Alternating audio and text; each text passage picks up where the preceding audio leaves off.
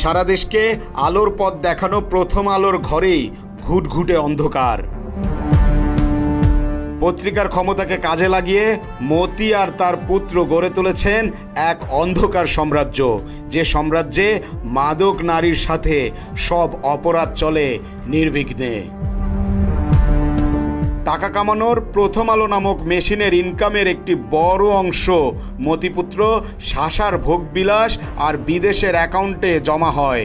আয়ের পথটাও খুব সহজ।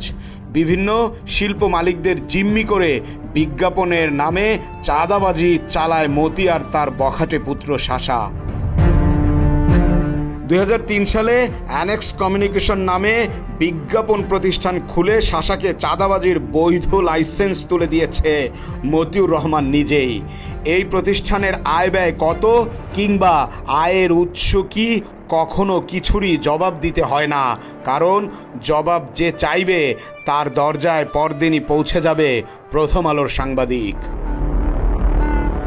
প্রথম আলোর সকল বিজ্ঞাপন শাসার বিজ্ঞাপন প্রতিষ্ঠানের নামে যুক্ত হয় বলে জানা গেছে। এছাড়া প্রথম আলো কর্তৃক আয়োজিত সকল অনুষ্ঠান পরিচালনার দায়িত্ব পেয়েছে শাসা পরিচালিত অ্যানেক্স কমিউনিকেশন লিমিটেড। অভিযোগ আছে শাসার প্রতিষ্ঠানের আয় ব্যয় কত কিংবা আয়ের উৎস কী এসবের কিছুর জবাব দিতে হয় না দেশের কোনো গোয়েন্দা সংস্থাকে। প্রথম আলোর চাপ উপেক্ষা করে কেউ শাসার বিরুদ্ধে আঙুল তুললে প্রথম আলোর সাংবাদিক দিয়েই হয়রানি করা হয় তাকে। অ্যানেক্স কমিউনিকেশন লিমিটেডের টাকায় ব্যক্তিগত খরচ মেটানোর অভিযোগ তোলায় একজন শেয়ার মালিকের তার শেয়ার বিক্রি করতে বাধ্য করেছেন শাসা। সে সময় শেয়ার মালিকের অর্থ আত্মসাৎ করার অভিযোগে শাসার বিরুদ্ধে লিখিত অভিযোগ করেন নাম প্রকাশে অনিচ্ছুক ওই ব্যক্তি। পরবর্তীতে তাকে হত্যার হুমকি ধমকি দিলে মুখ বন্ধ করার অভিযোগ রয়েছে মতি পুত্রর বিরুদ্ধে। প্রথম আলোর সম্পাদক মতিউর রহমানের ছেলে শাসা বাবার তৈরি করে দেওয়া অপরাধ সাম্রাজ্যের মুকুটবিহীন সম্রাট। চাঁদাবাজির টাকায় মাদক ও নারী নিয়ে শাসা ডুবে থাকেন মহানন্দে। নারী আর মাদকের নিরাপদ আশ্রয় গড়ে তুলতে থাইল্যান্ড ও মালয়েশিয়ায় শাসার একাধিক ব্যক্তিগত ফ্ল্যাট রয়েছে বলেও জানা গেছে, যার পুরো অর্থ বাংলাদেশ থেকে চাঁদাবাজি আর লুটপাটের পর পাচার করা হয়েছে। এছাড়া মতিপুত্র প্রতি বছর দেশের বাহিরে ভ্রমণের জন্য অ্যানেক্স কমিউনিকেশনের তহবিল থেকে খরচ করেন কোটি কোটি টাকা। একই সাথে বিদেশ ভ্রমণের নামে হুন্ডিতে অর্থ পাচারের অভিযোগও রয়েছে শাসার বিরুদ্ধে। বিদেশে থাকা অবস্থায় আন্তর্জাতিক ক্রেডিট কার্ডের মাধ্যমে করা হয় বিল পরিশোধ।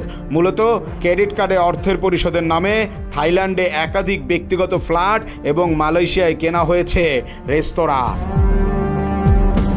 এদিকে সারা দেশের পত্রপত্রিকায় যখন ওরিয়ন গ্রুপের দুর্নীতি নিয়ে সংবাদ প্রকাশ করেছিল, সেই সুযোগটি কাজে লাগিয়েছিল শাসা। ওরিয়ন গ্রুপের বিরুদ্ধে প্রথম আলো পত্রিকায় সংবাদ প্রকাশ না করার শর্তে গ্রুপটির কাছ থেকে মোটা অঙ্কের টাকার বিজ্ঞাপন হাতিয়ে নিয়েছেন শাসা। সে সময় অন্যান্য পত্রপত্রিকার সংবাদ প্রচার বন্ধ করতেও অনৈতিক সুবিধা নেওয়ার অভিযোগ রয়েছে শাসার বিরুদ্ধে। বাংলাদেশের দৈনিক জাতীয় পত্রিকার মালিকদের মধ্যে শীর্ষ মতিউর রহমান।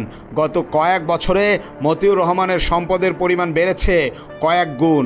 এভাবে তিনি বনে গেছেন দেশের শীর্ষস্থানীয় ধনী সম্পাদক। এছাড়া আয় বহির্ভূত কোটি কোটি অবৈধ টাকার সম্পদ রয়েছে মতিউরের ছেলে শাসার নামে। সব মিলিয়ে প্রায় ৩,০০০ কোটি টাকার বেশি অবৈধ সম্পদ রয়েছে শাসার। মতিউর রহমান প্রথম আলোর মাধ্যমে মাদক বিরোধী প্রচার চালালেও তার ছেলে দেশ বিদেশে মাদকের মোহে পড়ে কারি কারি টাকা খরচ করছেন। ব্যাপক মাত্রায় কোকেন আসক্তির কারণে শাসার সাথে মতিউরের পারিবারিক সম্পর্ক বিচ্ছিন্ন বলেও জানা গেছে। মাদক আর নারী সঙ্গের লোভে হর হামেশাই বিদেশে যান তিনি। প্রথম স্ত্রীকে রেখে 2019 সালে উজবেকিস্তানের এক বার ড্যান্সারকে বিয়ে করেছেন শাসা। আয়েশি জীবন কাটাতে দ্বিতীয় স্ত্রীকে কিনে দিয়েছেন বিলাসবহুল ফ্ল্যাট। আবার শাসার প্রথম স্ত্রীকে নিজের বাসায় রেখেছেন মতিউর রহমান। ছেলের এত সব অপকর্ম নীরবে মেনে নিয়েছেন মতিউর। অর্থাৎ বাবা ছেলের সম্পর্ক ক্রাইম পার্টনারের মতোই বলছেন অনেকে। দেশের টাকা লুটপাট করে পাচারের সঙ্গে জড়িত মতিউর আর তার ছেলে শাসা প্রথম আলোকে ব্যবহার করে অন্ধকার সাম্রাজ্য গড়ে তুলেছেন বলে অভিযোগ দেশের সাধারণ মানুষের।